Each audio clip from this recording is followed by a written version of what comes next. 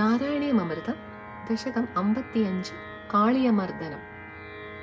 சுழலும் மலையும் நிறைந்த யமுனையில் 1000 படை கொண்டு அழல் மூச்சுடன் குதிக்கும் கண்ணுடை காளிய கொல்ல வேண்டி கடம்ப மரமேறி குதித்தீர்.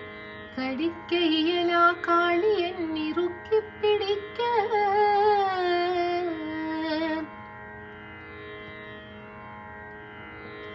நடம் பயின்ற நின் பாதம் காளியன் தலையில் நர்த்தனமாட